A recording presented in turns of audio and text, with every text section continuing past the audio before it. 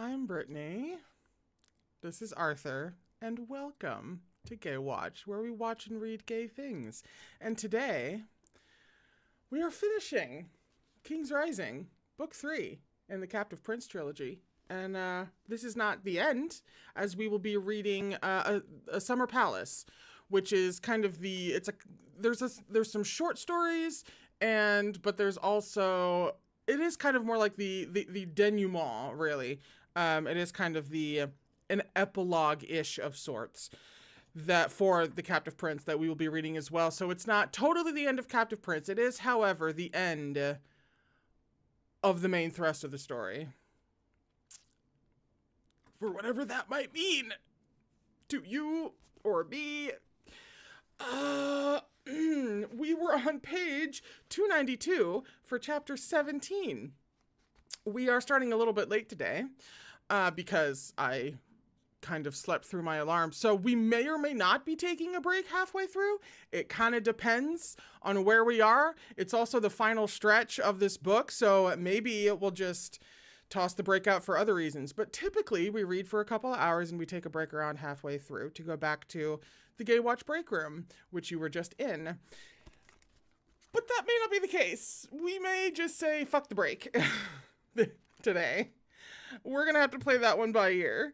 If you would like to win the trilogy, this edition of the trilogy, and these very books that I have read on this stream all this time with you guys, then go ahead and make a comment that you would like to be entered in the giveaway in the actual comment section, not the chat.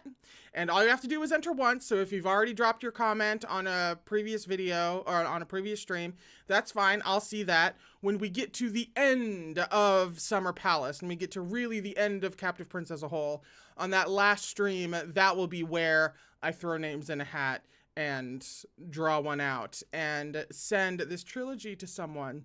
So please enter if you would like to get a chance at winning that. In the US and Canada, please.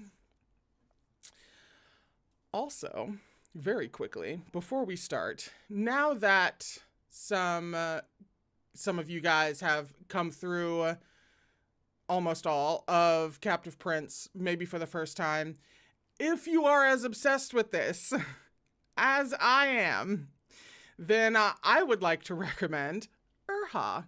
That is the Dan May series that we have been reading here on Gaywatch for a while now, and actually we take breaks every 2 or 3 volumes to read something else, and this is where Captive Prince happened, in the gap between volumes of Urha. Definitely look up trigger warnings. It's like, look up trigger warnings for Captive Prince. Really look up trigger warnings for Urha. Urha is like in a whole other stratosphere about this kind of thing. So if that's something that you would even remotely need trigger warnings for, please do. However, I cannot recommend more that you at least poke Urha to see what that's about. Because the Venn diagram of Captive Prince fans and Urha fans should be maybe not an exact circle, but relatively close, I feel.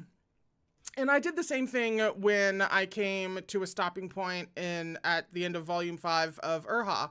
I told the Urha people, you cannot miss Captive Prince. So here, if there are any Captive Prince people who are not Urha people, if possible, depending on content warnings, you shouldn't miss Urha either. And I've never even read Urha before, but you shouldn't miss it.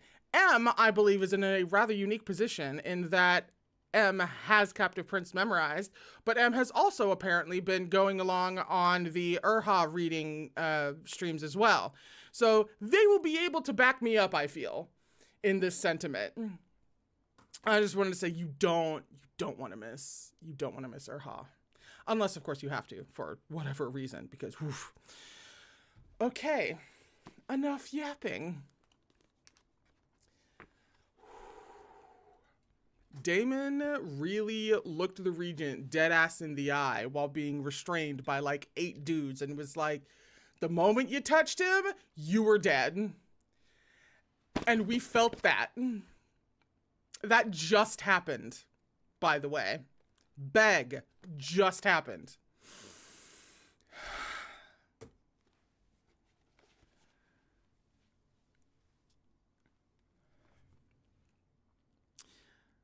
They kept Damon until dawn, and then brought him back to the camp with his hands bound anew. He fought intermittently the whole way, through a kind of dark haze of exhaustion that wouldn't leave him. When they reached the camp, they threw him down onto the ground so that he went to his knees with his hands bound behind him. Jord came forward with his sword drawn, but Nicandros held him back, eyes wide in fear and respect for the white cloaks of the king's meat. Then Nicandros came forward. Damon was rising to his feet, and he felt Nicandros turning him and slicing the ropes from his arms with his knife. The prince? He's with the regent. He said it once, then for a moment could say nothing at all. He was a soldier. He knew the brutality of the battlefield. He had seen the things that men could do to those weaker than themselves, yet had never thought. Nicase's head drawn from a blood-stained Hessian bag, Amaric's cold body sprawled out beside a letter, and it was very bright. He was aware of Nicandros speaking to him. I know you felt something for him. If you are going to be sick, do it quickly. We have to go. There will already be men coming to find us. Through the haze, he heard Jord's voice. You left him? You saved your own life and left him with his uncle? Damon looked up and saw that everyone had come out from the wagons to see. He was ringed by a small group of faces. Jord had come to stand in front of him. Nicandros stood behind him and still had a hand on his shoulder, having steadied him to cut off the ropes. He saw Guillaume a few steps off, and Lois, Pascal. Jord said, You coward. You left him to... The words were abruptly cut off as Nicandros took hold of Jord and slammed him back against the wagon. You will not speak that way to our king. Let him be. The words were thick in Damon's throat. Let him be. He is loyal. He would have reacted the same way if Laurent had come back alone. He found he was between them, that he had intervened bodily. Nicandros was 2 paces away. Damon had pulled him off. Released, Jord was panting slightly. He wouldn't have come back alone. If you think that, you don't know him.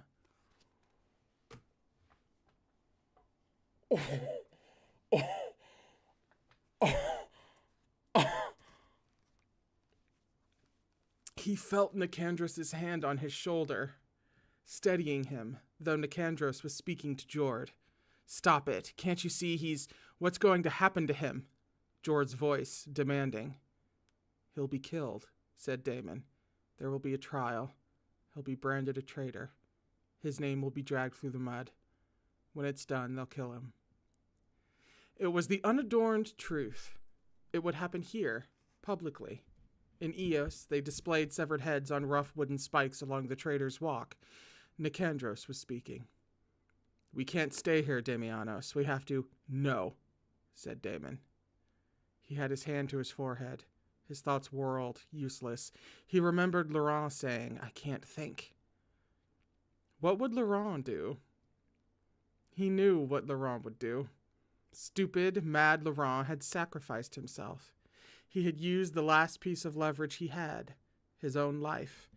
But Damon's life was valueless to the regent. Can we all just quietly write down what would Laurent do? Like, if there isn't Captive Prince merch that says WWLD, what's the point?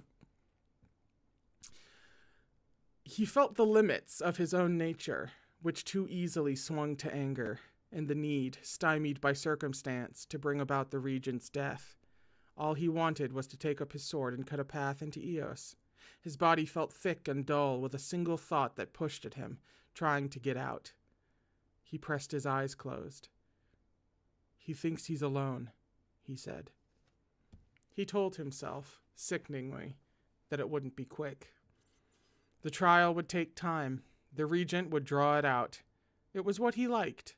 Public humiliation coupled with private chastisement, his reality validated by all those around him. Laurent's death, sanctioned by the council, would restore the regent's personal order, the world set to rights. It wouldn't be quick. There was time. There had to be time. If he could only think. He felt like a man standing outside the high gates of a city with no way to get inside. Damianos, listen to me. If he is taken to the palace, then he is gone. You can't fight your way in single-handed. Even if you made it past the walls, you'd never make it out again. Every soldier in Eos is loyal to Castor or to the regent. Nicandrus's words penetrated, as hard and painful as only the truth could be.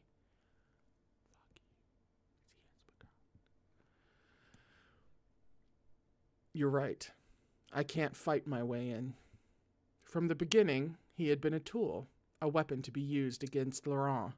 The regent had used him to hurt, to unsettle, to shake Laurent's control, and finally, to destroy him. I know what I have to do, he said. That's a scene break.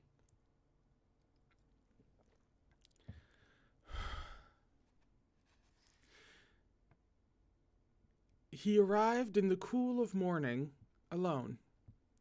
Leaving his horse, he went the last of the way on foot, choosing the goat tracks first, then passing through avenues of apricot and almond and the dappled shade of olive trees.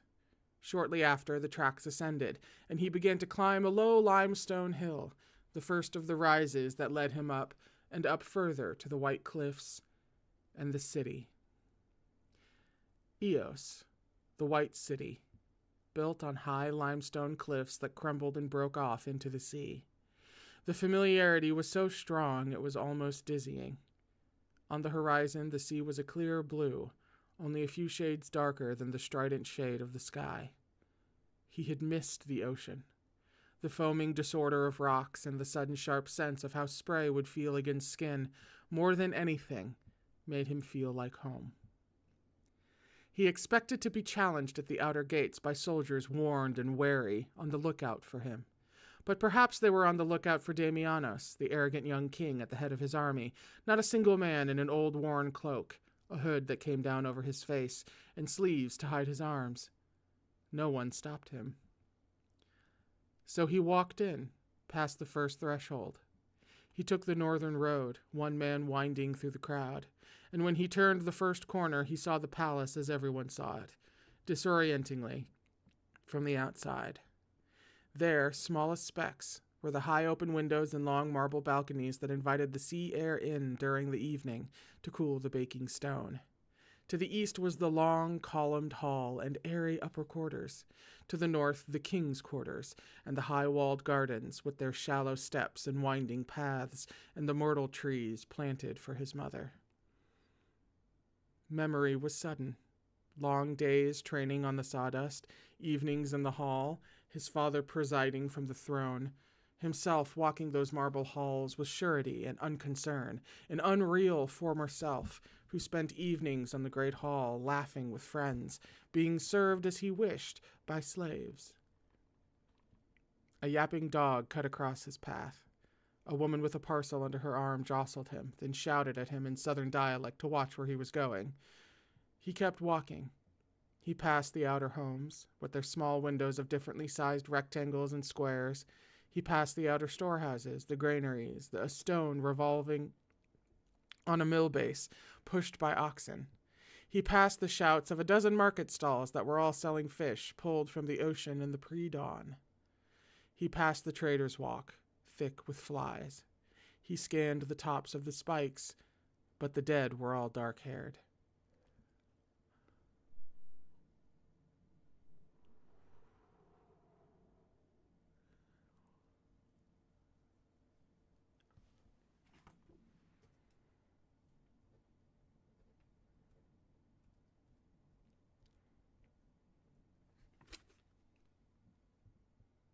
It's page 297.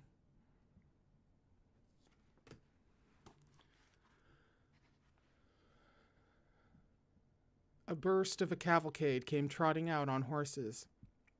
He stepped to the side. They trotted past him, red-cloaked and regimented, without a single second glance. It was all uphill in the city, because the palace was built on the peak, with the sea at its back. He realized as he walked that he had never done this on foot before.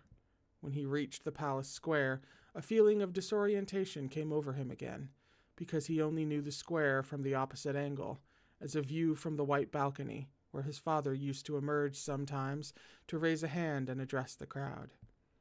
Now he walked into the square as a visitor from one of the city entrances. From this angle, the palace loomed impressively. The guards like gleaming statues, the bases of their spears fixed to the ground. He locked his eyes on the closest of the guards and began to walk forward. At first, no one paid any attention to him. He was just one man in the busy columned square. But by the time he reached the first of the guards, he had garnered a few looks. It was rare to approach the steps to the high gate directly. He could feel the growing attention, could feel eyes turning to look at him, could feel the guards' awareness of him, though they held their impassive positions. He put his sandaled foot on the first step. Crossed spears blocked his way, and the men and women of the square began to turn, to create a semicircle of curiosity, nudging each other. "Halt," said the guard. "State your business, traveler." He waited until he had the eyes of everyone near the gate on him. Then he let the hood of his cloak fall back. He heard the shocked murmurs, the outbreak of sound as he spoke, his words, clear and unmistakable. "I am Damianos of Achielos, and I surrender to my brother."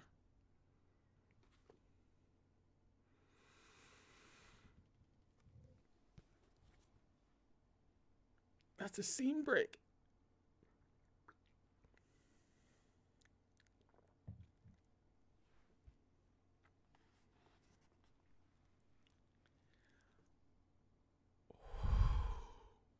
We just gotta breathe.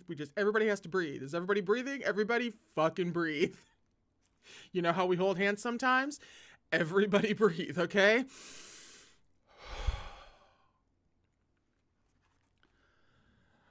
Jamie, you're not allowed to say shit like that. All right? That's not allowed.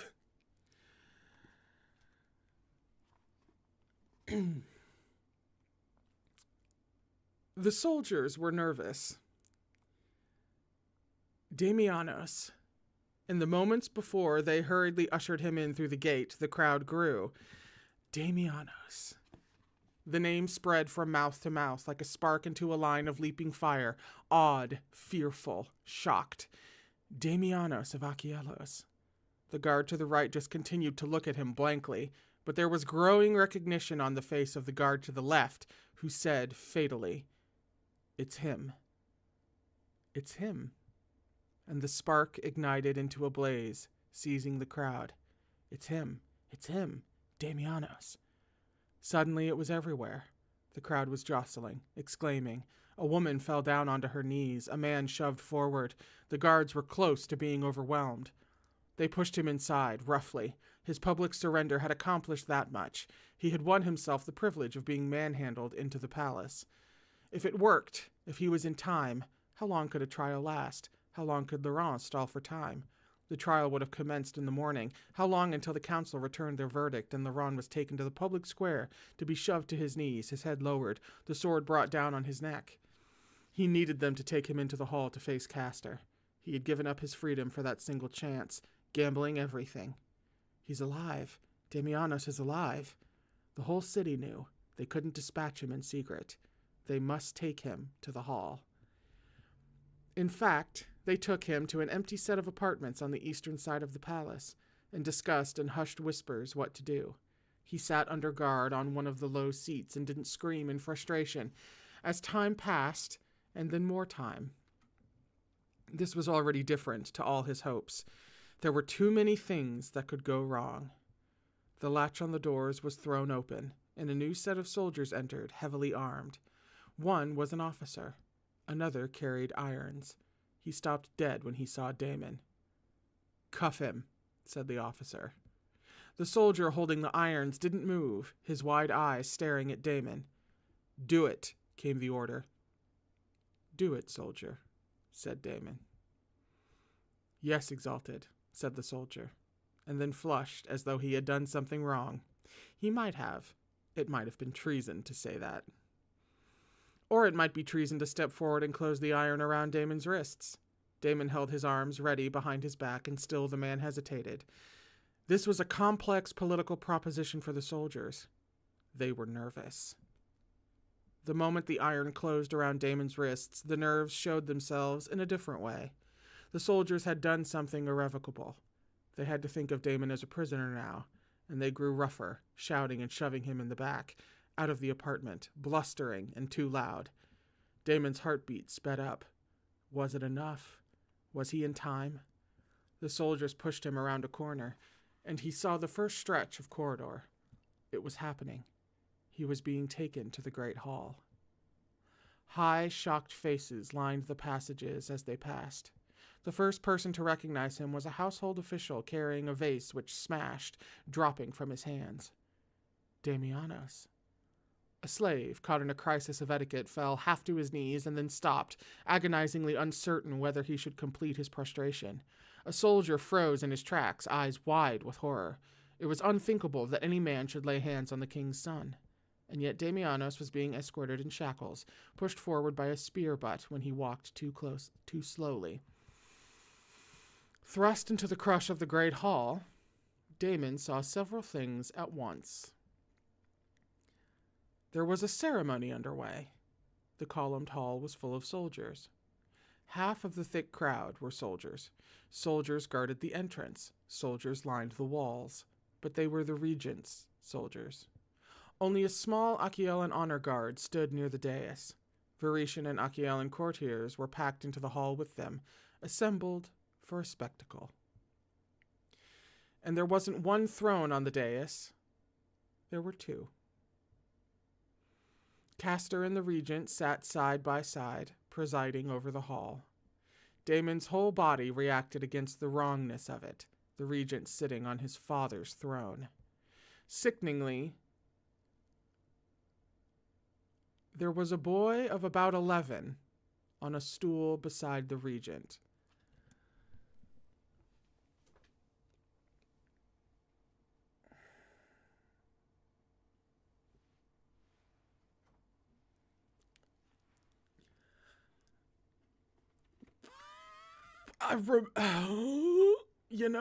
I remembered that,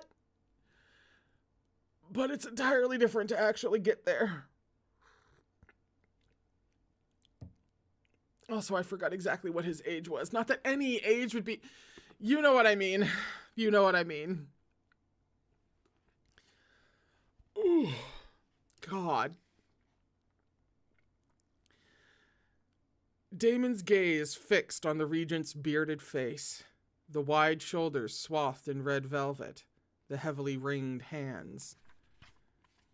The parallel, obviously, between when Damon and Laurent were on Twin Thrones on a dais versus now. Fuck you, C.S. Picard.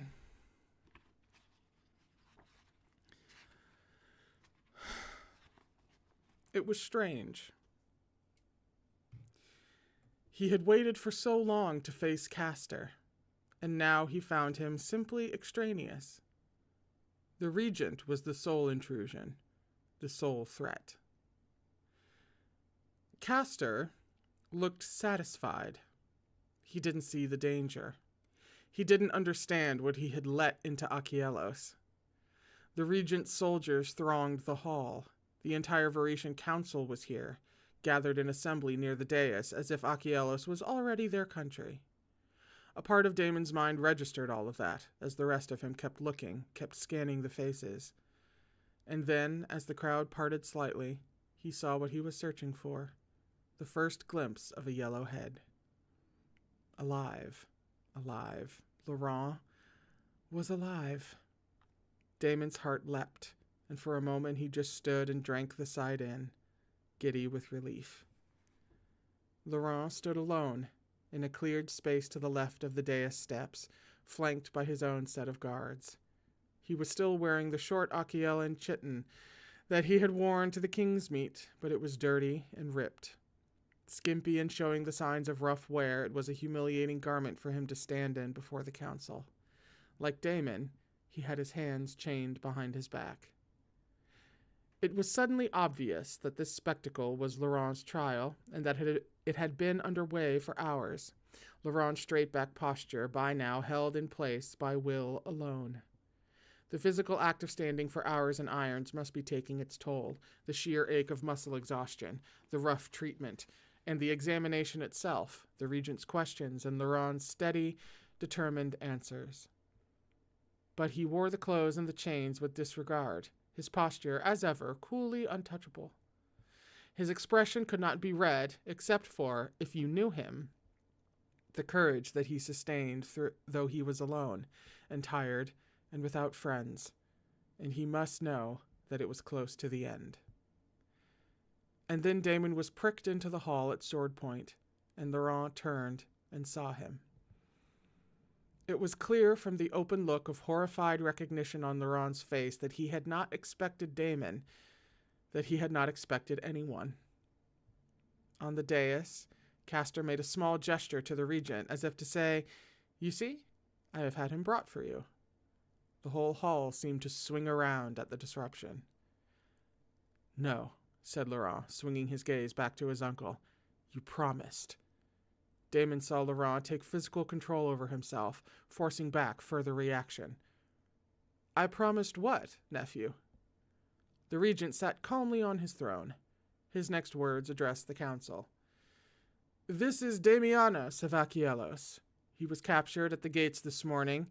He is the man responsible for the death of King Theomedes, and for my nephew's treason. He is my nephew's lover." Close to, Damon saw the faces of the council. The elderly, loyal Herode, the vacillating Audin, the reasonable Chalot and Jure, who was frowning. And then he saw other faces in the crowd. There was the soldier who had entered Laurent's rooms after the assassination attempt in Arles. There was an officer from the army of Lord Toire. There was a man in the clothing of the Vascian clans. They were witnesses, all of them. He had not been brought here to face Castor, or to answer for their father's death. He had been brought here as a final piece of evidence in Laurent's trial. "We've all heard the evidence of the prince's treason," said the regent's newest counselor. M-A-T-H-E. M, can you help me out? Because American me saying moth would kind of be funny to my brain, but there's no accent, so I'm not thinking it's mathe or anything like that. Math? It's just math? Thank you, M.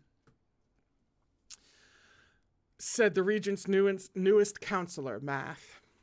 "We've heard how he planted evidence in Arles to incite a war with Achelous, how he sent clan raiders to slaughter innocents on the border." Math gestured to Damon. "Now we see the proof of all these claims. Damianos, the prince killer, is here, giving the lie to all the prince has been saying, proving once and for all that they are in league. Our prince lies in the depraved embrace of his brother's killer." Damon was shoved to the front of the hall, with every pair of eyes fixed on him. He was suddenly an exhibit, a kind of proof none of them had imagined. Damianos of Achelous, captured and bound.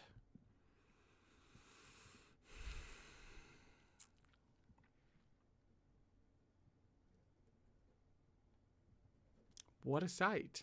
Damianos of Achelous, captured and bound.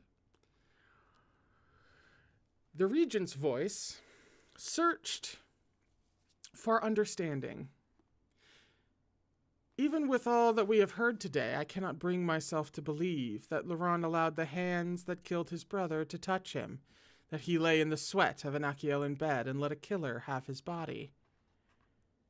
The regent stood, and as he spoke, he began to descend the dais.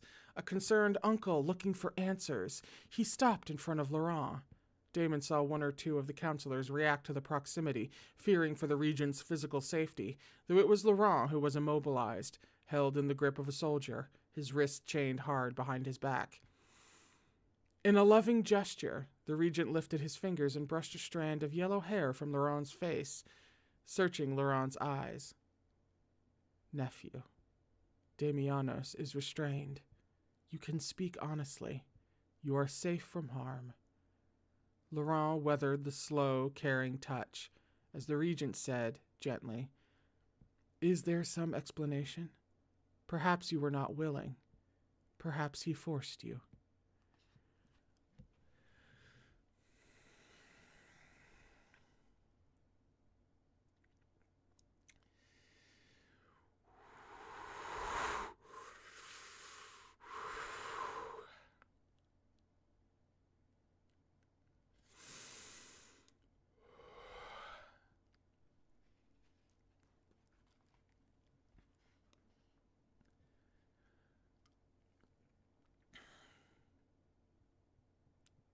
Laurent's eyes met his uncle's. Laurent's chest rose and fell shallowly under the thin white fabric of the chiton. "He didn't force me," said Laurent. "I lay with him because I wanted to." The hall erupted in comment. Damon could feel it. In a day's worth of questioning, this was the first admission. "You don't have to lie for him, Laurent," said the regent. "You can tell the truth." "I don't lie. We lay together," said Laurent. "At my behest. I ordered him to my bed. Damianos is innocent of all the charges brought against me.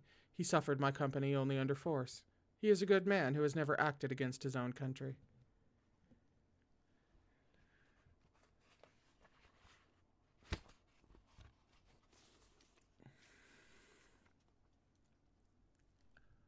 "I'm afraid the guilt or innocence of Damianos is for Achilleos to decide, not Ver," said the regent. Damon could feel what Laurent was trying to do, and his heart ached at it, that even now Laurent was trying to protect him. Damon let his voice carry, cutting across the hall. "And what am I accused of? That I have lain with Laurent of Ver?" Damon's eyes raked the council. "I have. I found him honest and true. He stands before you wrongly accused, and if this is a fair trial, you will hear me." "This is insupportable," Math said. "We won't hear testimony from the prince killer of Achilleos." "You will hear me," said Damon. "You will hear me, and if when you have heard me you still find him guilty, then I will meet my fate alongside him. Or does the council fear the truth?" Damon found himself with his eyes on the regent, who had reascended the dais of 4 shallow steps and now sat, enthroned beside Castor, supremely comfortable. His gaze rested on Damon in turn. The regent said, "By all means, speak." It was a challenge.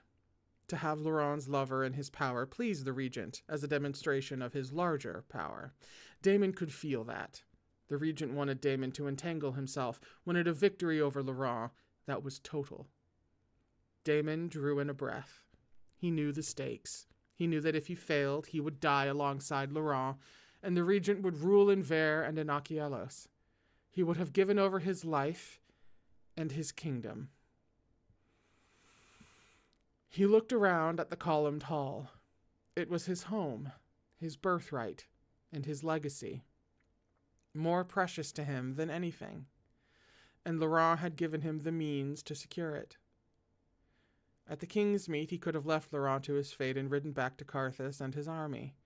He was undefeated on the field, and not even the regent would have been able to stand against him.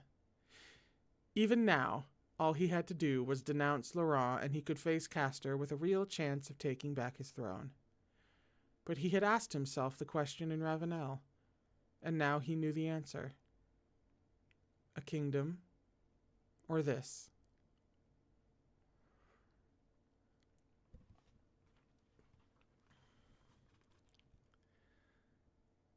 "I met the prince in Ver.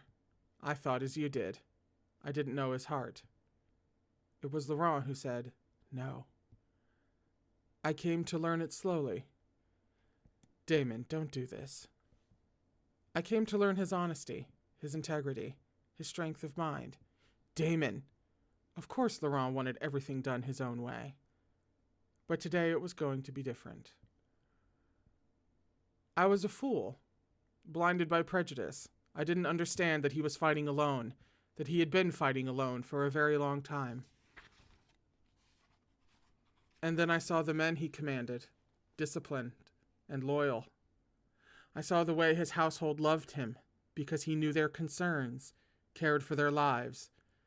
I saw him protect slaves.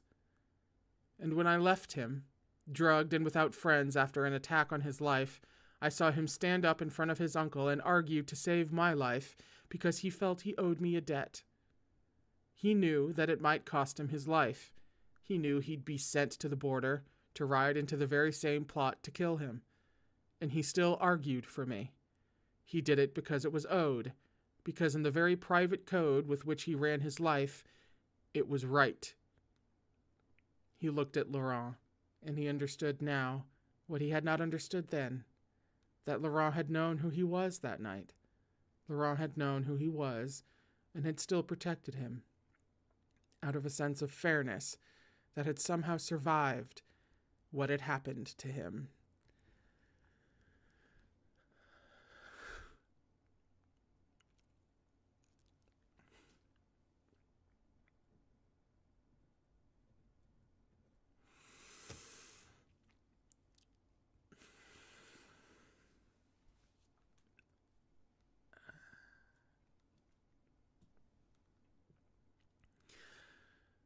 That is the man you face. He has more honor and integrity than any man I have ever met.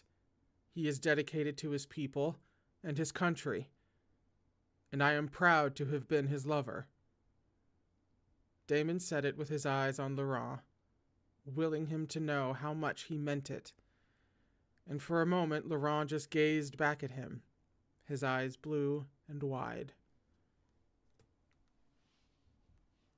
That fucking counts. Everybody drink.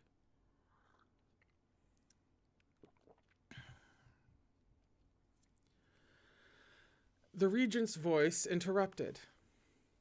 A heartfelt declaration is not evidence. I am afraid to say that there is nothing here to change the council's decision.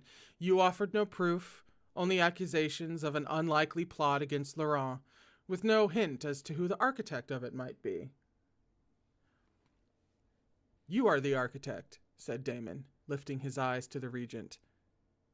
And I do have proof.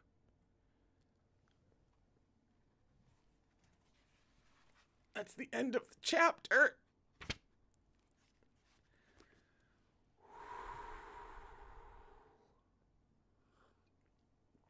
How we doing? How's everybody doing?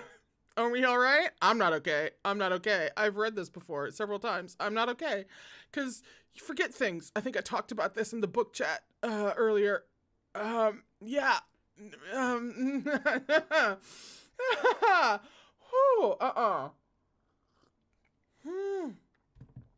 Oh, okay. We're on page 310 for chapter 18. Oh, shit! Oh, shit! Ooh!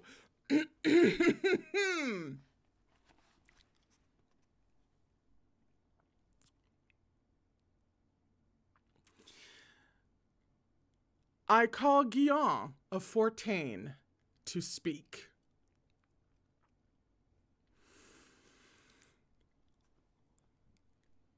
That is outrageous, came the exclamation, and how dare you accuse our king? Damon said it steadily into the furious shouts, his eyes locked with those of the regent. Very well, the regent said, leaning back in his seat and gesturing to the council. Then they had to wait, while runners were sent to the place on the outskirts of the city where Damon had told his men to camp.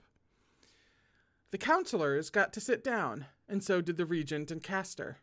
Lucky them. Next to the regent, the brown-haired 11-year-old was drumming his heels on the base of his stool, obviously bored. The regent leaned in and murmured something into the boy's ear, and then gestured for one of the slaves to bring a plate of sweetmeats. It kept the boy occupied. One moment, please.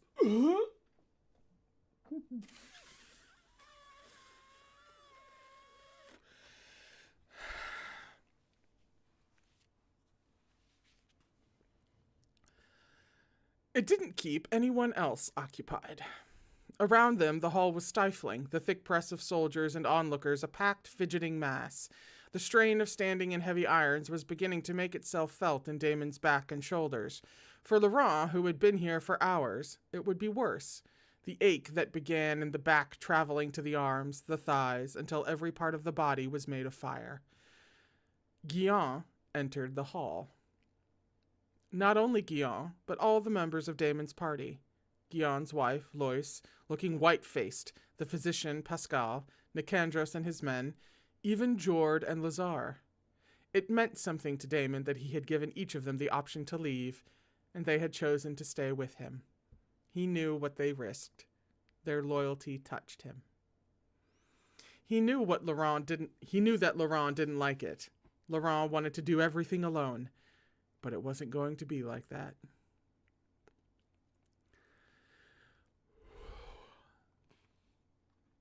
Guillaume was escorted forward to stand before the thrones. Guillaume Fortain, Math resumed his role as questioner as the spectators craned their necks, disliking the columns because they obstructed the view. We are gathered to determine the guilt or innocence of Laurent Aver. He is charged with treason.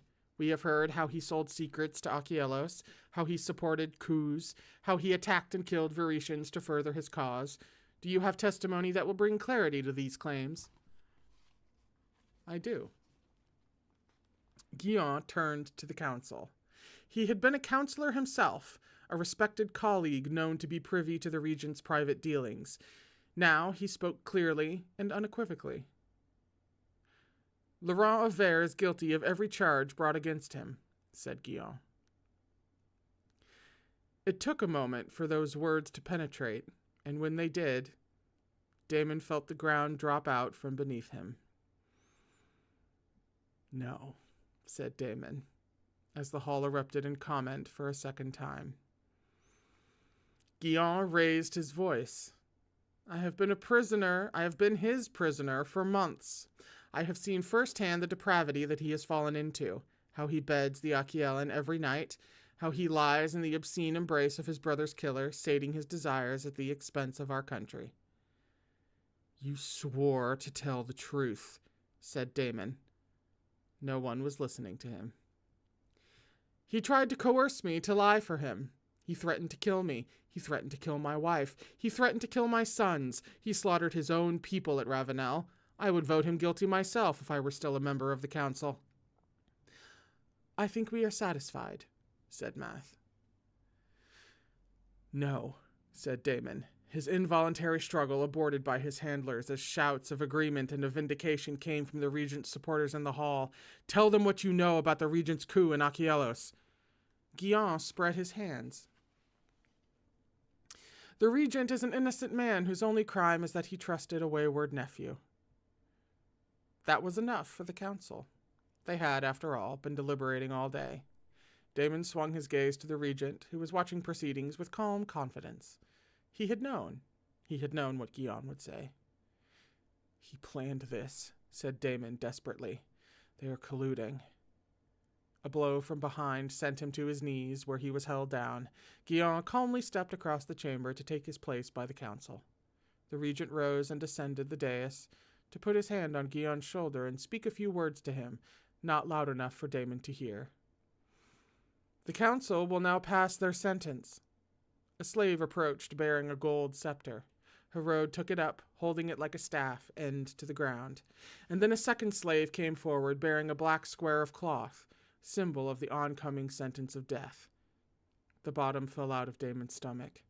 Laurent had also seen the cloth. He was facing it without flinching, though his face was very pale. On his knees, Damon could do nothing to stop it.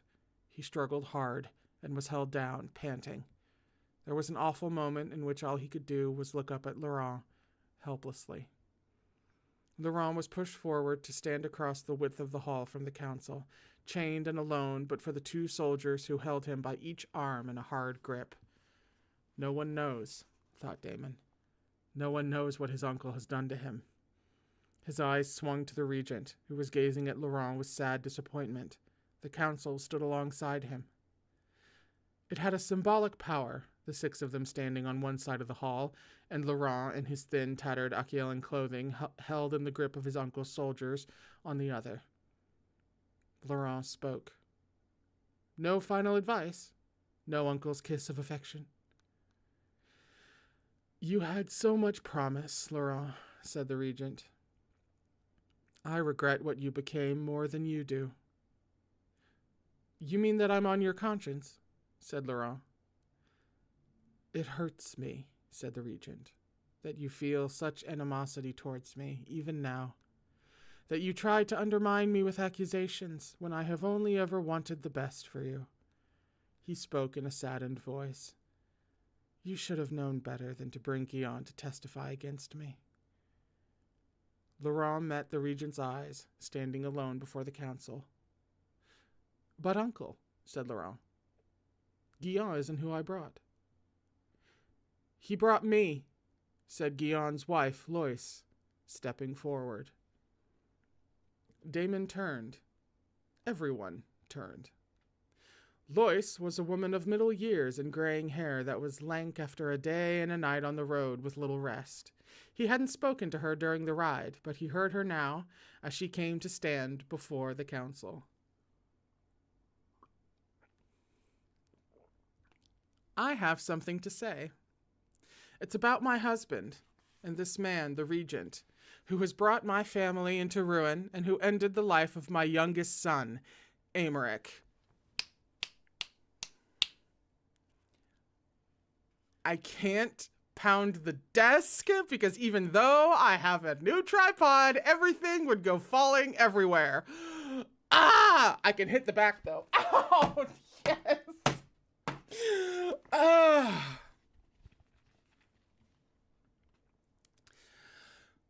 Lois, what are you doing? Said Guillaume, as all of the hall's attention riveted on Lois. She paid him no attention, but continued to walk forward until she stood alongside Damon, addressing her words to the council. In the year after Marlis, the regent visited my family in Fortaine, said Lois, and my husband, who was ambitious, gave him leave to enter the bedroom of our youngest son.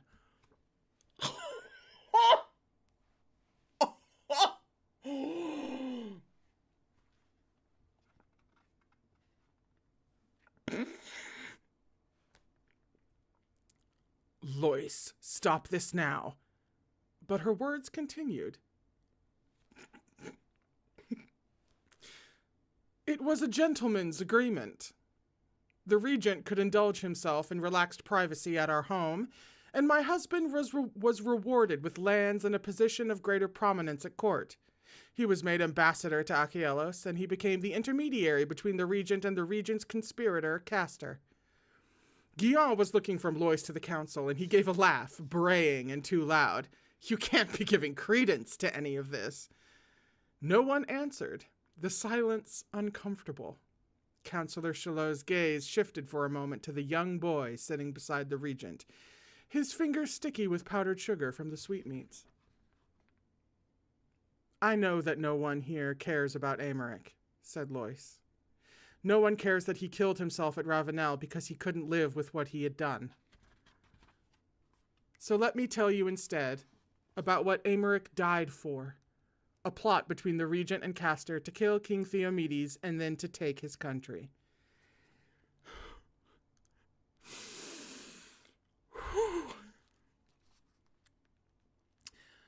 These are lies, Castor said in Achiellan, and then he said it again in thickly accented Varetian. Arrest her. In the uneasy moment that followed, the small Achiellan honor guard put their hands on the hilts of their swords, and the Varetian soldiers moved in opposition, halting them. It was plain from Castor's face that he had realized for the first time that he was not in control of the hall. Arrest me, but not before you've seen the proof. Lois was pulling a ring on a chain from her gown. It was a signet ring, ruby or garnet, and on it was the royal crest of Vere. My husband brokered the deal. Castor assassinated his own father in exchange for the Varetian troops you see here today, the troops he needed to take Eos. Guillaume swung around to face the regent urgently. She's not a traitor. She's just confused. She's been deceived. And, Coach, she's been upset since Aymeric died. She doesn't know what she's saying. She's being manipulated by these people. Damon looked at the council. Hérode and Chalot wore expressions of repressed distaste, even revulsion. Damon saw suddenly that the obscene youth of the regent's lovers had always been repellent to these men, and the idea that the son of a counselor had been used in this way was disturbing to them beyond measure. But they were political men, and the regent was their master. Chalot said, almost reluctantly, "Even if what you say is true, it does not clear Laurent of his crimes. The death of Theomedes is a matter for Achelous." He was right, Damon realized.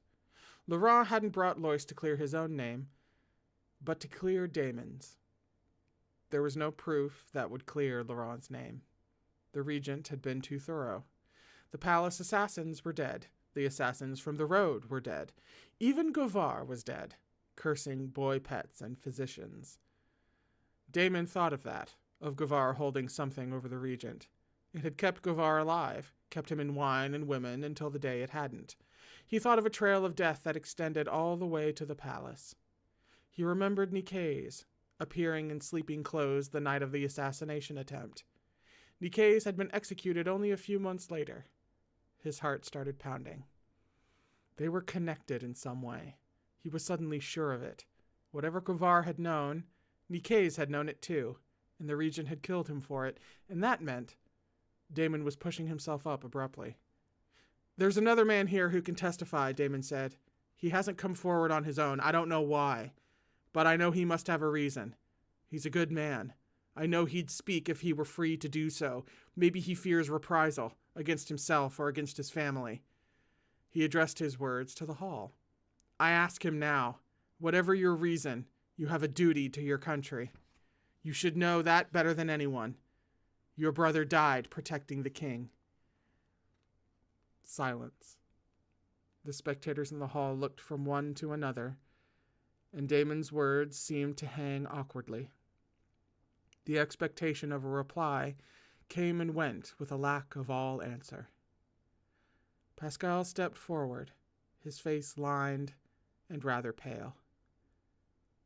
"No," said Pascal. "He died because of this." He took from the folds of his clothes a bundle of papers, tied with string. "The last words of my brother, the archer Langren, carried by the soldier called Gaywatch, and stolen by the regent's pet Nicaise, who was killed for it. This is the testimony of the dead." He drew the string from the papers and unfolded them, standing before the council in his robes and his lopsided hat. "I am Pascal, a palace physician, and I have a story to tell about Marlis." What? What?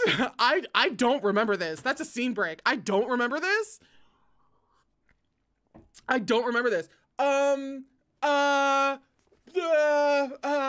remembered when Guillaume and Lois walked in, I was like, that's right. That's who it is. It's Lois. It's the wife. And like, I remembered that. And then when it was like another person, I was like, oh, then it must be Pascal. I don't remember what Pascal said. What about Marlis? What is happening? Okay. I realize nothing gay is happening right now. But everybody fucking hold my hand. All right? I'm not holding your hand. You're holding mine. Okay? Hold fucking hands. I don't remember this. Okay. My brother and I came to the capital together, said Pascal. He is an archer and me is a physician, at first to the queen's retinue. My brother was ambitious and rose quickly through the ranks, joining the king's guard. I suppose that I was ambitious also, and soon won a position as royal physician, serving both queen and king. They were years of peace and good harvests. The kingdom was secure, and Queen, this name, Henike? Help me out, M. Hennike. As I continue. And the queen had provided 2 heirs. Oh, not French? Henike? That's kind of what I'm getting from your spelling. The queen, no less. I'm really having to breathe. I'm all right. Meanwhile, I've forgotten how to pronounce your name too, sweetie, but meanwhile, you just came in. You are the community meme. Someone just came in with pizza while everything's on fire.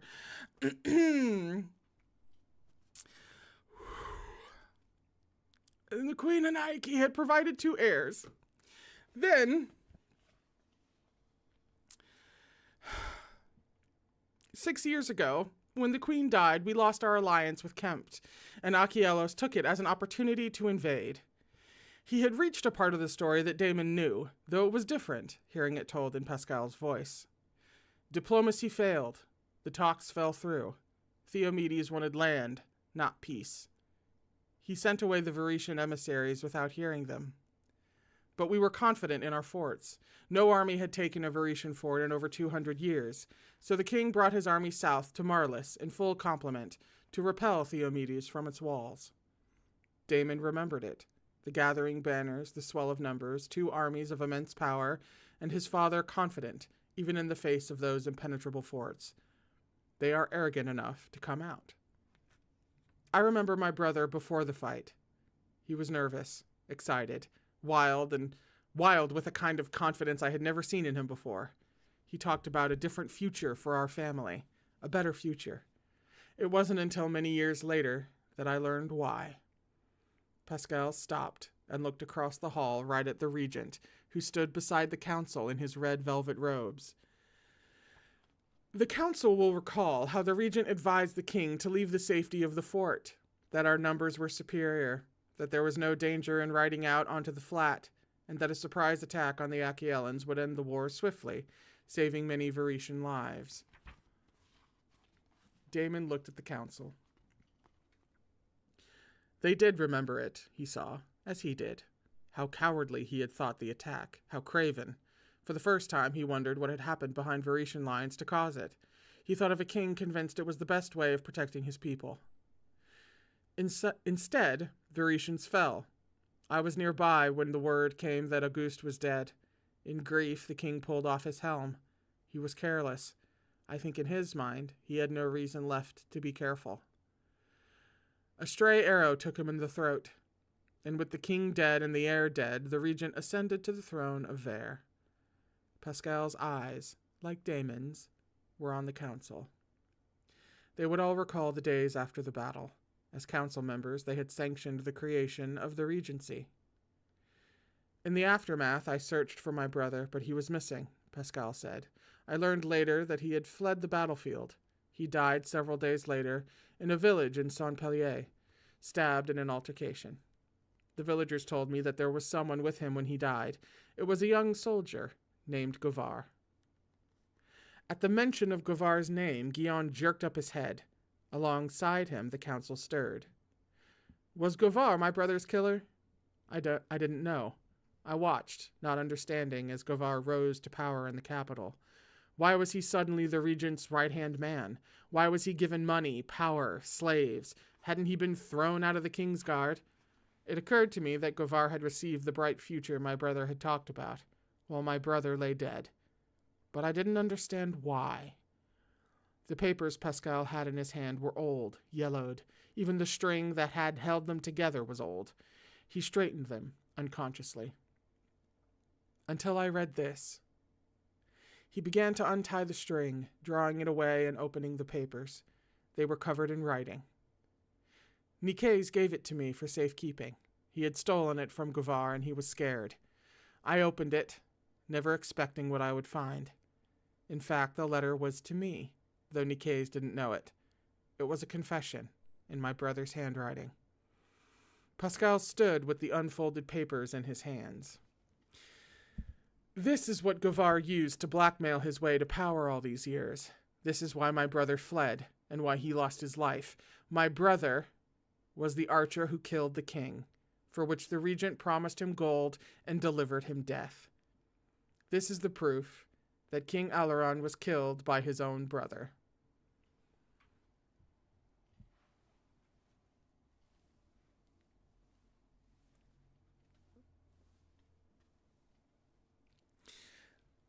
There was no outcry this time. No clash of sound, just a silence in which the creased papers were delivered from Pascal to the council.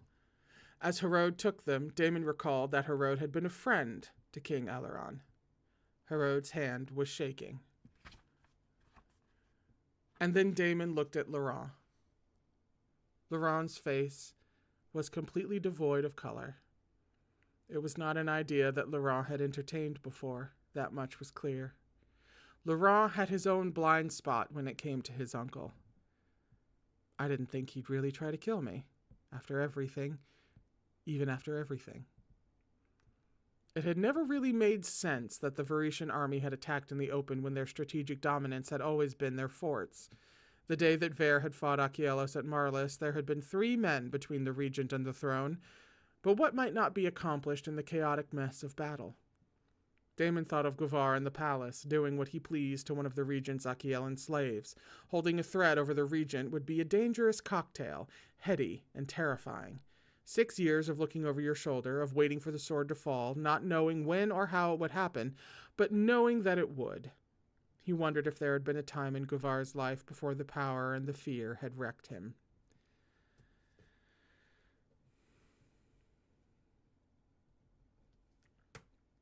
Damon thought of his father struggling to breathe in his sickbed, of Orlan, of Aymeric. He thought of Niké's in oversized bedclothes in the hallway, caught up in something too big for him. And dead now, of course. You can't believe this, the lies of a physician and a boy whore. Gion's voice was jarring in the silence. Damon looked to the council, where the oldest of the counselors, Herode, was looking up from the papers. Niké's had more nobility in him than you, said Herode. He was more loyal to the crown than the council, in the end. Fuck!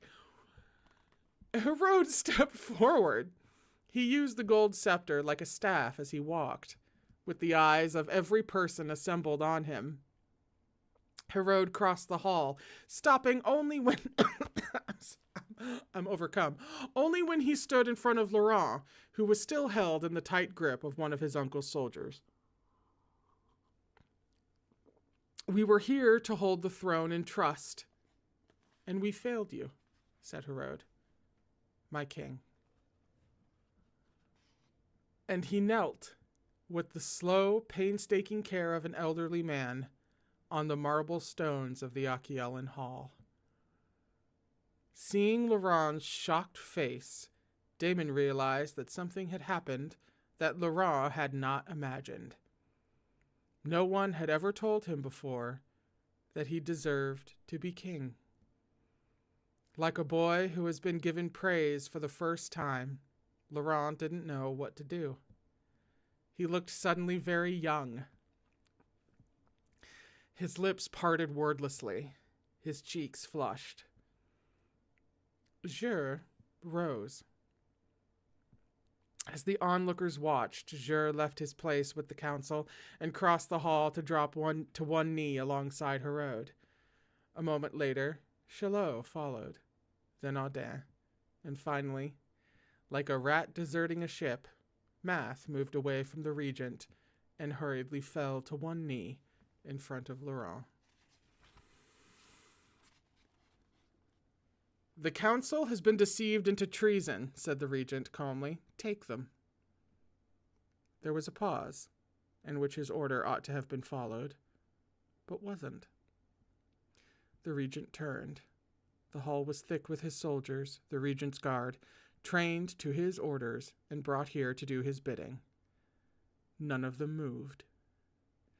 In the strange silence, a soldier stepped forward. You're not my king, he said. Pulling the regent's insignia from his shoulder, he dropped it at the regent's feet. Then he crossed the hall as the council had done, to stand beside Laurent. His movement was the first drop that became a trickle, then a flow, as another soldier pulled his insignia from his shoulder and crossed, and another, until the hall was loud with the sound of armored feet, the hail of badges hitting the ground. Like the tide drawing away from a rock, the Venetians crossed the hall until the regent stood alone. And Laurent stood facing him, with an army at his back.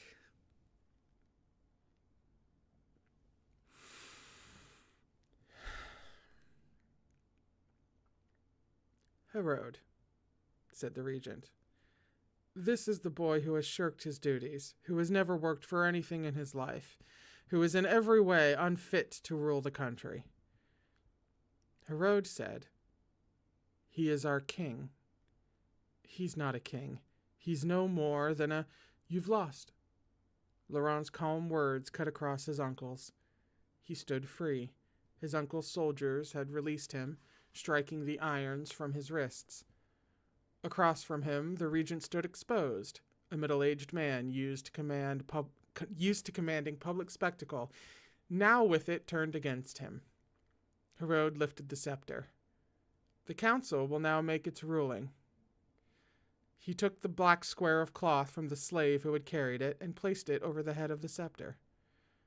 This is absurd, said the regent. You have committed the crime of treason. You will be put to the sword. You will not be interred with your father or brother. Your body will be displayed instead on the city gates as a warning against treachery. You can't sentence me, the regent said. I am the king. He was taken in the firm grip of two soldiers. His arms were forced behind his back, and the chains that had bound Laurent closed over his wrists. You were only ever his regent, said Herod. You were never the king. You think you can defy me, the regent said to Laurent. You think you can rule Ver, you? Laurent said, I'm not a boy anymore. As the soldiers took him, the regent laughed a little breathlessly. You've forgotten, said the regent, that if you touch me, I'll kill Damianus' child. No, said Damon, you won't. And he saw that Laurent understood, that Laurent knew, somehow, about the scrap of paper that Damon had found that morning in the empty wagon in their camp, its door standing open, that he had carried it in careful fingers on the long walk to the city. The child was never yours, but he is safe. In another life, he would have been a king. I remember the way you looked at me the day we met. Perhaps that, too, in another life. Jocaste. Take him, said Laurent. Metallic sounds as the whole hall burst into action, Venetian soldiers forming up to take the regent, the Achaean honor guard moving to protect their hall and their king.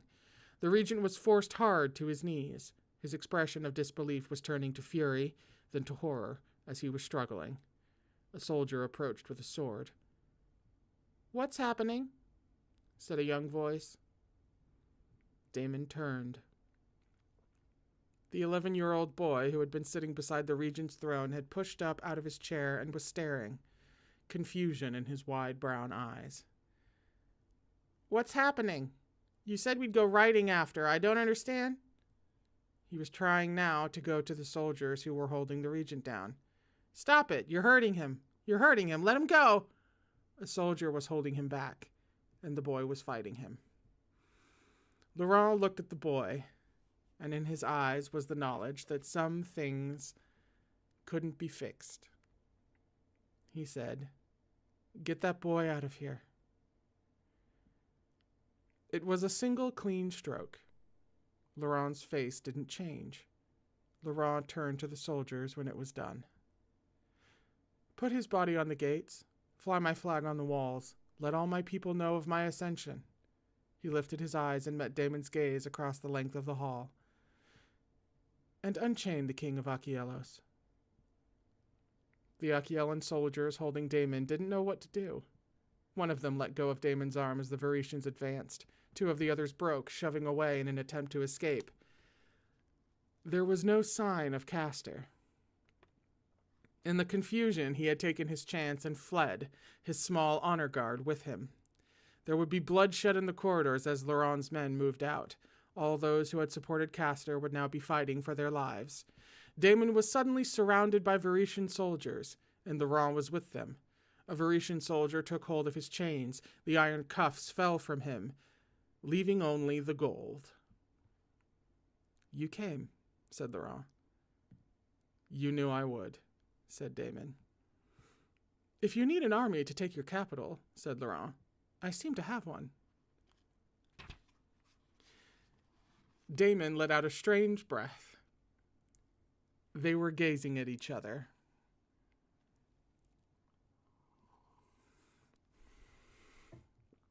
Laurent said, "After all, I owe you a fort." "Find me after," said Damon. For there was one thing left to do. That's the end of the chapter. Oh my god. I remember the trial being one of the highest points. Like, just as high as the fucking King's Meet. But, like, every time, well, first of all, every time, I don't remember, like, 70% of the shit that happens in that whole ass chapter. But, God, it's just, do you see, we're still not at the end of the book, do you see why I say that King's Rising is my favorite? Every time I say this, I have to qualify. An impossible thing to say given the perfection of the entire trilogy. But do you say why, if I had to choose a favorite, it would be this? Do we understand? We're on page 329 for chapter 19, the final chapter in the trilogy.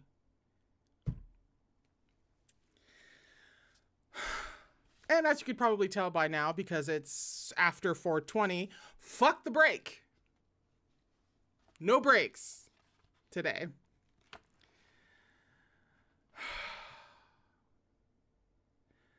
I'm so sorry, before we start this, I have to figure out, am I in the right? No. See, how do I do this? I keep shifting over. I should be in the center of the frame. Anyway.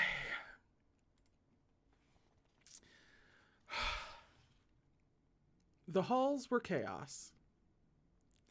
Damon took up a sword and made his way through it, running where he could. Clusters of men were fighting. Orders were shouted. Soldiers were battering down a thick wooden door. A man was taken roughly by the arms and forced to his knees, and with a small shock, Damon recognized one of the men who had held him. Treason to lay hands on the king. He needed to find Castor. Laurent's soldiers had their orders to take the outer gate swiftly, but Castor's men were defending his retreat, and if Castor made it out of the palace and regrouped with his forces, it would mean all-out war. Laurent's men weren't going to be able to stop him. They were Varetian soldiers in an Achaean palace.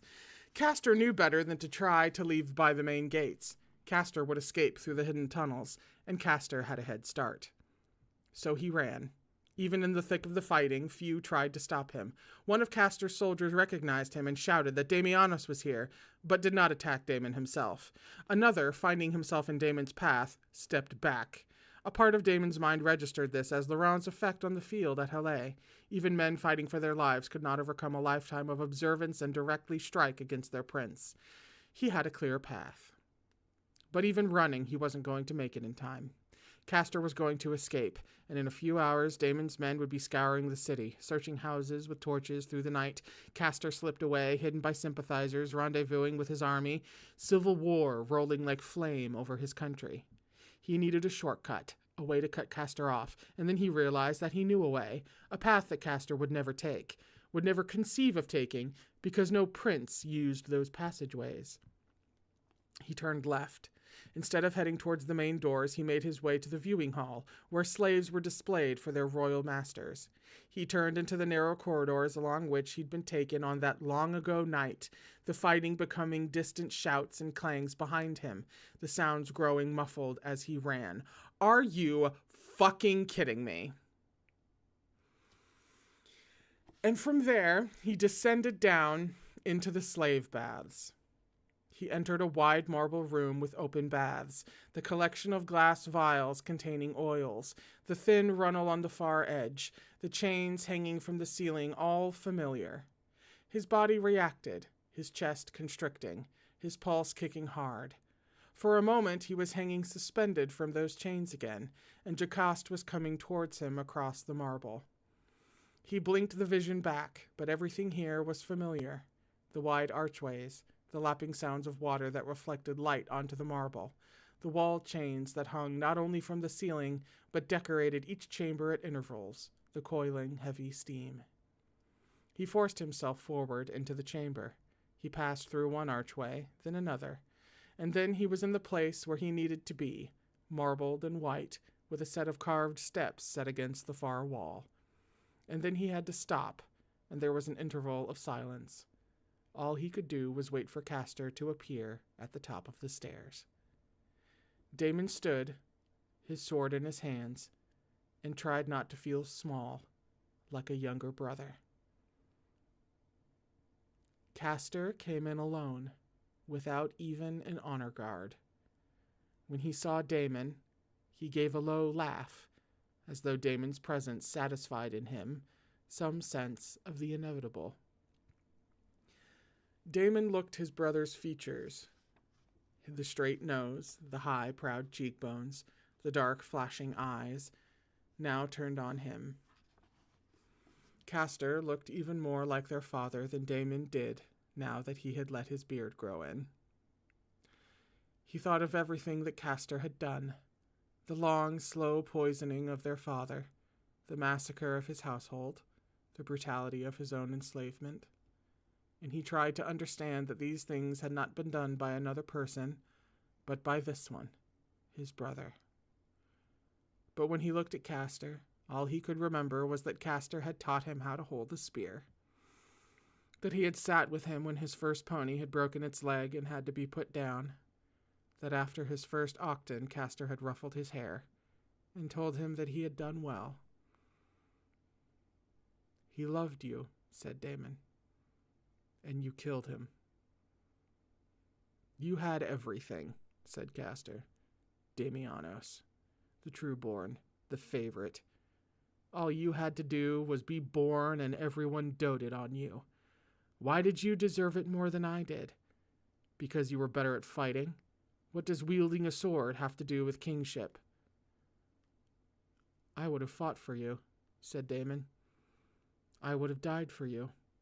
I would have been loyal, would have had you by my side," he said.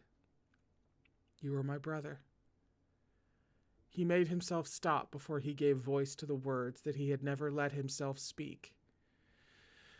"I loved you, but you wanted a throne more than you wanted a brother."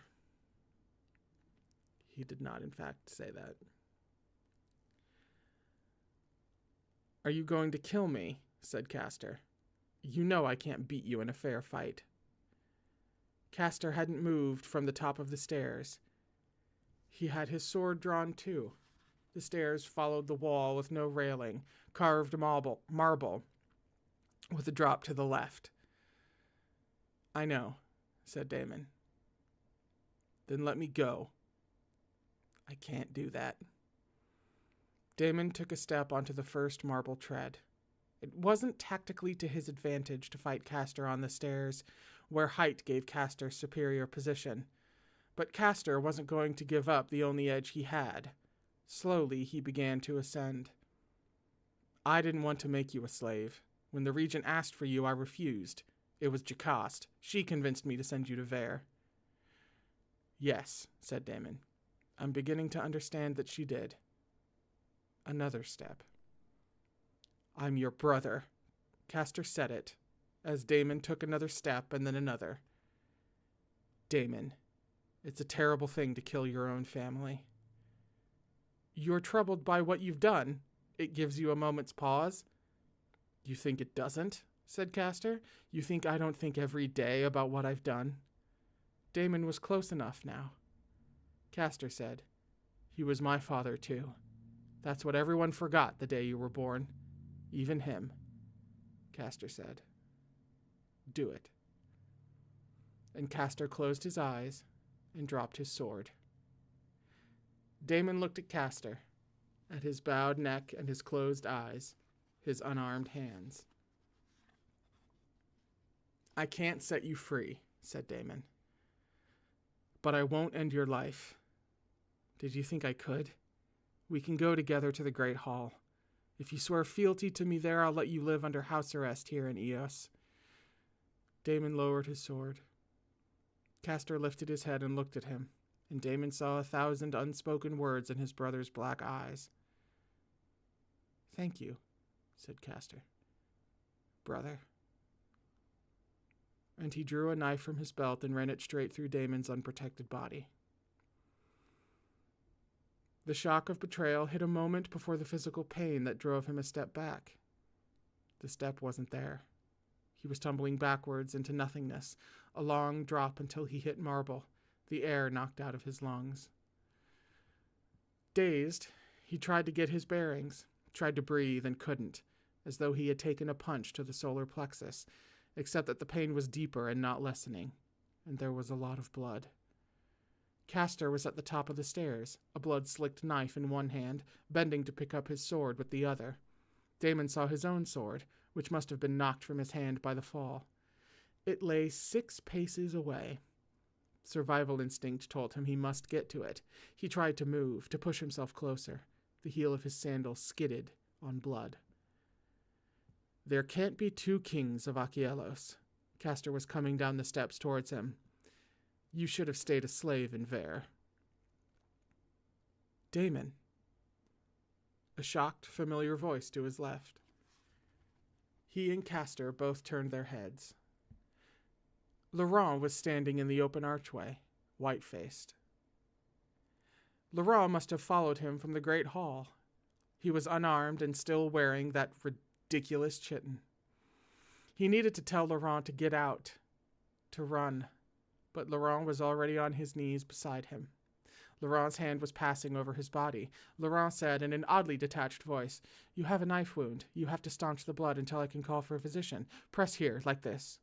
He lifted Damon's left hand to press against his stomach. Then he took Damon's other hand in his own, clasping their fingers together and holding his hand like it was the most important thing in the world. Damon thought that if Laurent was holding his hand, he must be dying. It was his right hand, his wrist ringed by the gold cuff. Laurent held it tighter and drew it towards himself. There was a snick as Laurent locked Damon's gold cuff to one of the slave chains scattered over the floor. Damon looked at his newly chained wrist, not comprehending. Then Laurent rose, his hand closing around the hilt of Damon's sword. "He won't kill you," said Laurent, "but I will." "No," said Damon. He tried to move and hit the limits of the chain.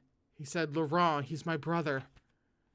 And he felt all the hairs on his body rise as the present fell away, and the marble floors became a distant field where brother faced brother across the years. Castor had reached the bottom of the stairs. "I'm going to kill your lover," he said to Damon, "and then I'm going to kill you." Laurent stood in his way, a slender figure with a sword that was too big for him, and Damon thought of a 13-year-old boy with his life about to change, standing on the battlefield with determination in his eyes. Damon had seen Laurent fight before. He had seen the spare, precise style that he used on the field. He had seen the different, highly intellectual way that he approached a duel. He knew Laurent as an accomplished swordsman, a master even, of his own style. Castor was better. Laurent was 20, still a year or two outside of his physical prime as a swordsman. Castor, at 35, was at the tail end of his own. In physical fitness, there was little to choose between them, but the age difference gave Castor 15 years of experience that Laurent lacked, every one of which Castor had spent fighting. Castor had Damon's build, taller than Laurent, with a longer reach, and Castor was fresh, where Laurent was tired, having stood, muscles trembling under the weight of irons, for hours. They faced each other across limited space. There was no army to look on, just the marble cavern of the baths, with its smooth floor. But the past was here in eerie symmetry, a long-ago moment when the fate of 2 countries had turned on a fight. It had come. It was here, all that was between them. Auguste, his honor and determination, and young Damianos, riding arrogantly into the fight that would change everything. Chained, his hand clutched to his stomach, Damon wondered if Laurent saw Castor at all, or simply saw the past. Two figures, one dark and one bright, one destined to live, the other to fall. Castor lifted his sword. Damon tugged uselessly on the chain as Castor advanced. It was like watching a former self, unable to stop his own actions. And then Castor attacked, and Damon saw what a lifetime of single-minded dedication had forged in Laurent. Years of training, of pushing a body never intended for martial pursuits to its limit in hours of ceaseless practice. Laurent knew how to fight a stronger opponent, how to counter a longer reach. He knew the Achiellan style. More than that, he knew exact movesets, lines of attack taught to Castor by the royal trainers that he could not have learned from his own sword masters, but only by watching Damon with meticulous attention as he trained, and cataloging each movement, preparing for the day that they would fight. In Delpha, Damon had dueled Laurent in the training arena. Then Laurent had still been only half healed from a shoulder injury and furious with emotion, both clouding the fight. Now he was clear-eyed, and Damon saw the childhood that had been taken from him, the years in which Laurent had reformed himself for one purpose, to fight Damianos and to kill him. And because Laurent's life had been dragged from its course, because he was not the sweet, bookish youth he might have been, but instead was hard and dangerous as cut glass, Laurent was going to take on Castor's best sword work and force it back. A flurry of strikes. Damon remembered that feint from Marlis and that sidestep, that particular set of parries. Laurent's early training had mirrored Auguste's, and there was something heartbreaking about the way that he conjured him up now, half embodying his style, as Castor embodied Damon's, a fight between ghosts. They drew alongside the stairs. It was a simple misjudgment on Laurent's part. A dip in the marble altered his footing and affected his line, his blade cutting too far to the left. He wouldn't have misjudged if he hadn't been tired. The same had been true for Auguste, fighting for hours on the front. His eyes flying to Castor, Laurent tried to correct the mistake, close the gap into which a man could drive his sword if he was ruthless and willing to kill. "No," said Damon, who had lived this too, jerking hard on his restraints, ignoring the pain in his side as Castor took the opening, moving with merciless speed to cut Laurent down. Death and life, past and future, Achiellos and Ver. Castor let out a choked sound, his eyes shocked and wide. Because Laurent wasn't Auguste, and the stumble wasn't a mistake, it was a feint. Laurent's sword met Castor's, forcing it up, and then, with a neat minimal motion of the wrist, driving forward into Castor's chest. Castor's sword hit the marble. He dropped to his knees, staring up sightlessly at Laurent, who was staring down at him in turn. In the next moment, Laurent brought his sword once across Castor's throat. Castor slumped and fell. His eyes were open and didn't close again. In the silence of the marble baths, Castor lay motionless and dead. It was over. Like a balance restored, the past put to rest. Laurent was already turning, already at Damon's side, on his knees, his hands firm and strong on Damon's body as though he had never left. Damon's relief that Laurent was still alive for a moment obliterated all other thought, and he just felt it. Felt Laurent's hands, Laurent's bright presence beside him. Castor's death he felt as the death of a man he had not known or understood. Losing his brother, that had happened a long time ago, like the loss of another self who had not grasped the flawed nature of the world. Later, he would face that. Later, they would lay Castor out, taking him on the long walk, inter him where he should be, with their father. Later, he would mourn for the man Castor was, for the man he might have been, for 100 different pasts and might have beens, Now, Laurent was beside him. Aloof, untouchable Laurent was beside him, kneeling on the wet marble hundreds of miles from home, with nothing in his eyes but Damon. "There's a lot of blood," said Laurent. "Luckily," said Damon, "I brought a physician." It hurt to talk. Laurent let out a breath, a strange, airless sound. He saw an expression in Laurent's eyes that he remembered from his own. Laurent didn't flinch from it. "I killed your brother." "I know." Damon said it, and felt a strange empathy pass between them, as if they knew each other for the first time. He looked into Laurent's eyes and felt himself understood, even as he understood Laurent. They were both orphans now, without family. The symmetry that ruled both their lives had brought them here, at the end of their journey.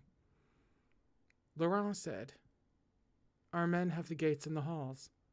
Eos is yours." "And you," said Damon, "with your uncle gone, there won't be resistance. You have Ver."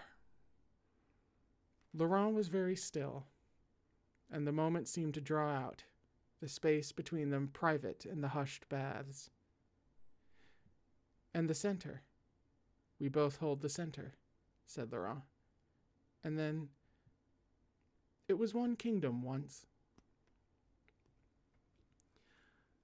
Laurent wasn't looking at him when he said it, and it was a long moment before he lifted his eyes to Damon's waiting ones. And Damon's breath caught at what he saw there, the odd shyness of it, as though Laurent was asking instead of answering. "Yes," said Damon, feeling lightheaded at the question. And then he really did feel lightheaded, because Laurent's face was so transformed by the new light in his eyes.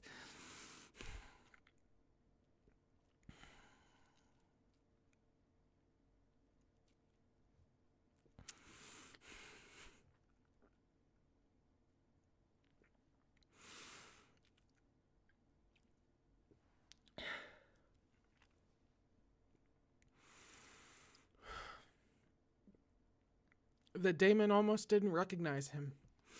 The expression full of joy.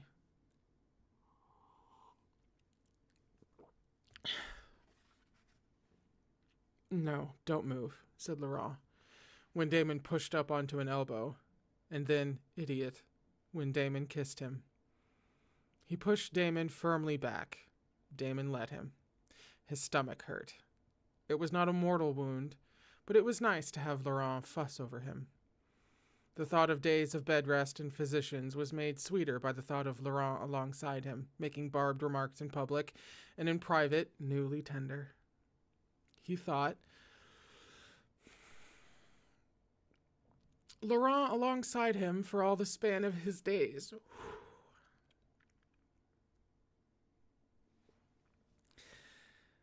He lifted his fingers to touch Laurent's face. Iron links dragged over marble. "You know, you're going to have to unchain me at some point," said Damon. Laurent's hair was soft. "I will, at some point." "What's that sound?" He could hear it. Even in the slave baths, muffled but audible, the sound ringing out from the highest peak. A peal of notes, proclaiming a new king. "Bells," said Damon.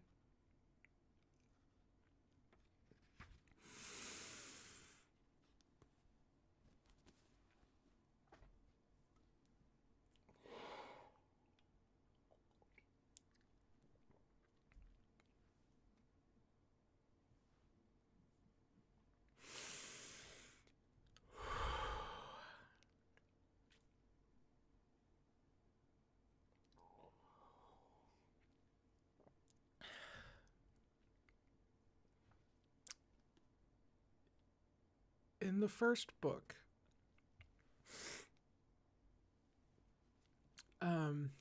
I took a note very early on in the first few pages, because I swear to God, and I wish I had remembered to bring the first 2 books with me. And just, I think it was maybe on page fucking 2, is when C.S. Picard establishes that bells ring in a new king. It was like page 2 or 3, something ridiculous. And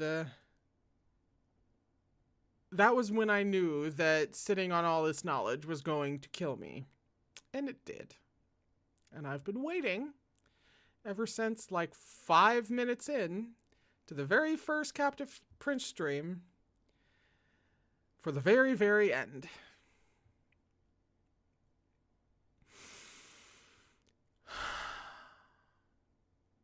The fucking bells.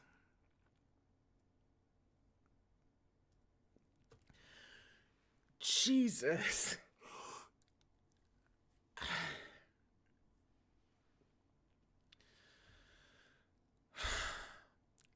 Like, it's a masterclass in everything. This we know. However,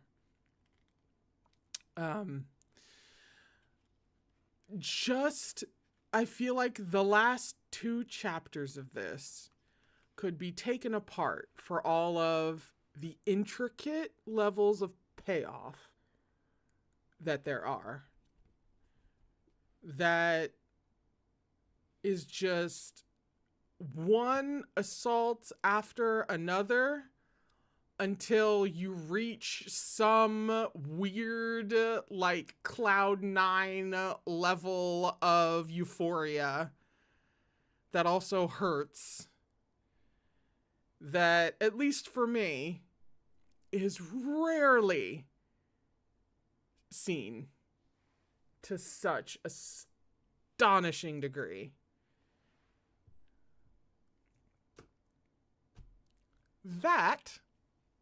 All of that is why, if I had to choose a favorite, it would be King's Rising. And now I can say, with the full weight of the fucking series behind me, if you haven't read book 1 of Captive Prince, you haven't read Captive Prince.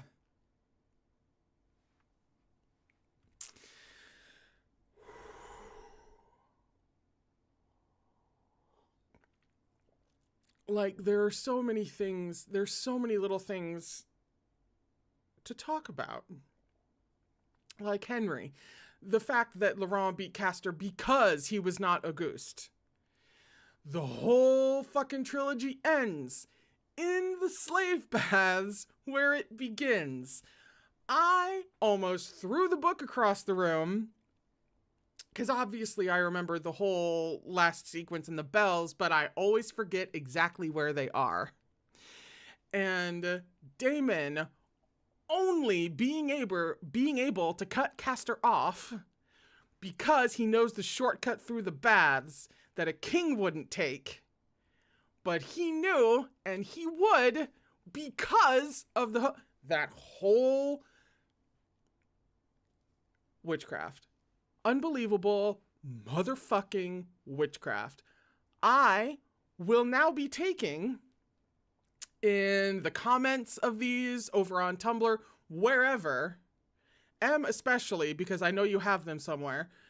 Throw me, I'll go looking myself, obviously, but everybody throw me if there's like anything of C.S. Picard talking about Captive Prince that you would like for me to see, or you think like is a nice bit of like interview that like, whatever it is, throw it at me. Because I will now be compiling a nice little list of things to watch of C.S. Picard talking about Captive Prince. And then reacting to it and discussing it over on the Patreon.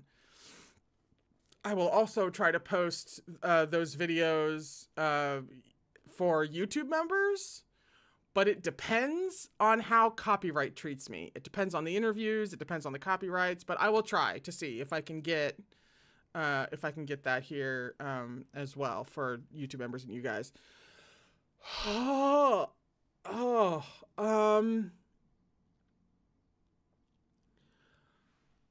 Oh, Henry, thank you so much.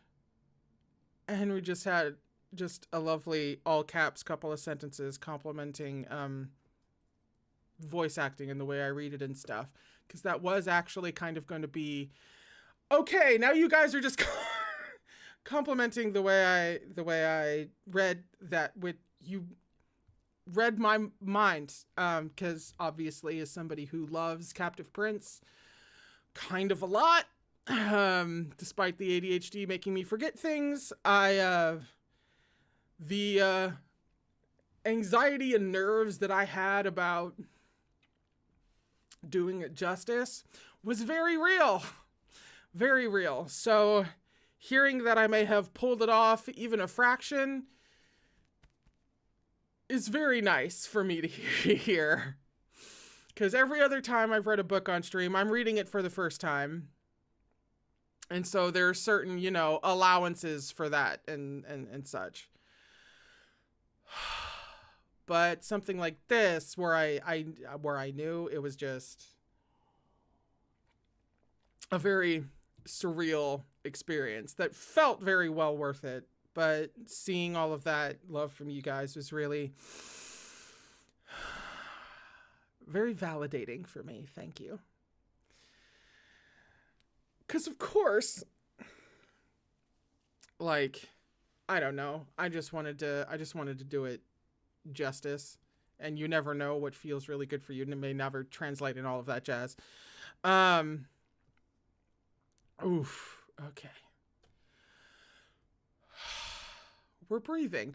Everybody, one more collective fucking breath. And we're not even entirely done with the Captive Prince. You can enter in a comment below in the actual comment section, not the chat section. You can enter to win these 3 books, the trilogy that I read, these actual books. If you would like to win them in a little giveaway, if you are in the US and Canada. So you can drop that down below. I'll be pulling that winner's name when we actually finish Summer Palace and the short stories and everything. So on the last Captive Prince stream is when I'll be drawing that name. Yeah, we have the Summer Palace, which under my estimates, and thanks to a helpful comment from somebody, should take 2 streams. So we should be finishing Captive Prince next week. And then we'll talk about when we're going to pick up Urha and everything. We're coming up on 5. And I am exhausted for a variety of reasons. So I'm going to go and collapse. I love you all very, very much. And if you would like to chat even more about this, once we have, scraped our consciousness up off the floor to maybe form a coherent sentence, I don't know, maybe this is just me talking, we will be talking about this on Tuesday in the book chat stream at 2:15 p.m. for patrons and YouTube members. If you would like to have a debrief on the trilogy before we start the short stories that I really don't remember. You think I didn't remember the trilogy? I don't remember Summer Palace, at all. So, but we will talk about that on Tuesday before we start reading A Summer Palace on Tuesday at 3, as per usual. Thank you so much for tuning in and making this 10 times more fun and rewarding than I even thought it was going to be. And I was really looking forward to this. Thank you so much. Thank you so much for being here, for just existing. And I will see you guys on Tuesday for the denouement of Captive Prince. Alrighty? Have a beautiful weekend. Please take care of yourselves.